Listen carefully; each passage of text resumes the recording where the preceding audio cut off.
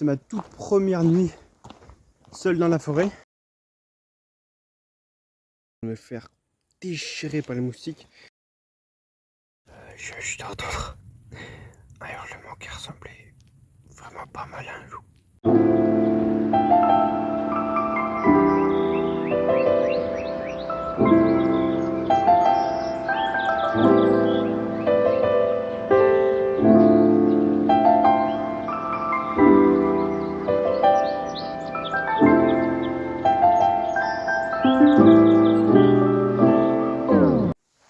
Bon, je vous emmène avec moi. C'est ma toute première nuit seul dans la forêt. C'est une toute première pour moi. Et aujourd'hui, le but, ça va être de tester un peu ma peur, voir un peu comment je m'en sors tout seul dans la forêt. Bon, faut savoir que je me lance pas comme ça. J'ai déjà fait plein de bivouacs, mais jamais en solitaire. Et donc aujourd'hui, c'est de voir un peu comment je m'en sors tout seul dans la forêt, dans la nuit. J'ai fait exprès de prendre des forêts sombres, de résineux, pour que je sois vraiment dans les conditions les plus rudes possibles. Un petit peu d'excitation et de stress à la fois, mais je suis à fond. Pour l'instant, ma toute première mission, ça va être de trouver un endroit où je puisse mettre la tente. Alors oui, je me suis planté une plume sur le crâne, ne posez pas de questions.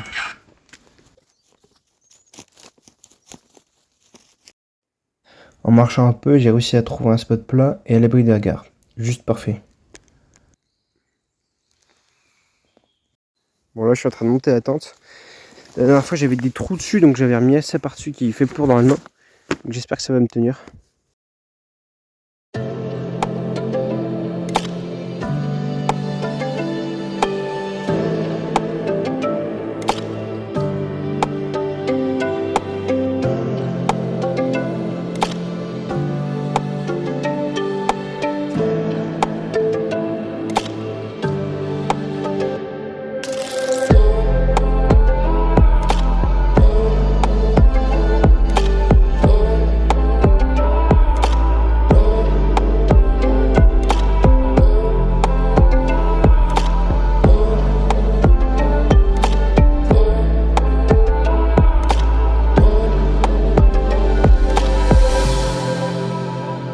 Bon bah ça y est, c'est fini de monter. Il n'y a plus qu'à installer l'intérieur.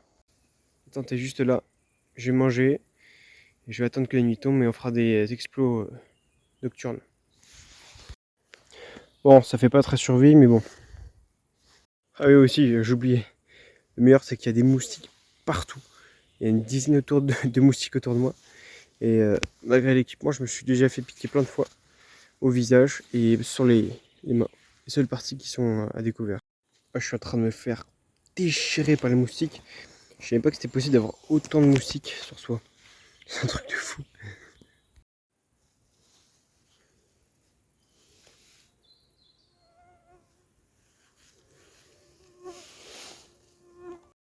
Bon, je viens de recevoir mon premier coup de pression. Juste dans le bois là, il y avait un chevreuil à 10 mètres à peine. Donc il m'a surpris parce que je l'avais pas vu. Je me retourne, je le vois. Il me voit, il s'enfuit en courant. Ce qui est assez marrant, c'est que les chevreuils aboient, donc il aboie. C'est fait pour prévenir d'un danger, pour que les autres chevreuils puissent s'en aller. Mais ouais, ça fait un petit peu, ça surprend on va dire. On va faire un petit peu le point sur les animaux qu'il y a ici, sur la faune. Donc il y a pas mal de chevreuils, des cerelafes, des sangliers. J'ai un peu moins envie de tomber dessus, mais bon, c'est pas non plus très dangereux. Et aussi il y a quelques loups. Alors faut savoir que les loups, c'est pas une espèce qui est agressive du tout. Ça fait peur, oui, ça fait peur, ouais, on va être honnête. Surtout de nuit, mais c'est moins dangereux même qu'un sanglier. Un loup, franchement, pour qu'il attaque, c'est dans des cas extrêmement rares. Il y a extrêmement peu d'attaques. Donc, psychologiquement, c'est un peu dur, mais physiquement, il n'y a pas de risque. Je trouve limite le plus flippant, genre, c'est la surprise. Genre, comme là, genre, je m'y attendais pas, tu te retournes et tu vois un animal juste à côté de toi. Ouais, ça surprend, quoi, ça fait des petites pics d'adrénaline. Voilà, il fait nuit, je suis dans la tente. Je suis d'entendre un hurlement qui ressemblait vraiment pas mal à un loup. Je sais pas si c'était ça ou c'était plutôt mon imagination qui a déformé l'hurlement, mais bizarre un peu. Par contre, s'il pouvait passer devant mon piège photo, ça me dérangerait vraiment pas. Il est maintenant 23 h et ça va être l'heure pour faire une petite sortie nocturne autour du camp. Bon bah ça y est, je suis dehors.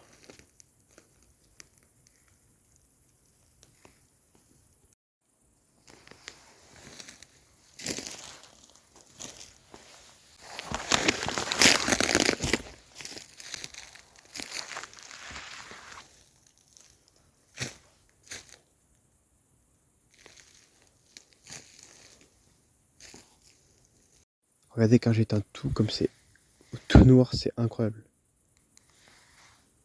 Waouh, on voit rien du tout.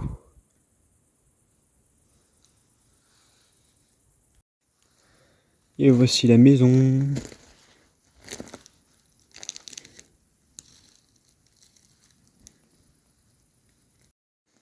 Bon ça y est, je suis rentré. Là j'entends quelques cris de rapaces, je pense que c'est de la chouette du lot. Ou de rapaces nocturnes. Et voilà, j'ai fini ma petite expédition. Et donc là je vais faire dodo. Allez, good night. Bon, toujours en vie. Petit retour sur la nuit. Bah, en vrai, j'ai assez bien dormi. Je me suis fait réveiller quelques fois dans la nuit quand même. À 4h30 du matin, il y avait des grosses traces des gros bruits de fouissage à côté du camp. Du coup, ça m'a réveillé. Je pense que c'était un sanglier, ça faisait beaucoup plus de bruit qu'un chevreuil. Ça s'est approché, du coup, j'ai allumé la lumière. Et puis, bah, il est directement parti.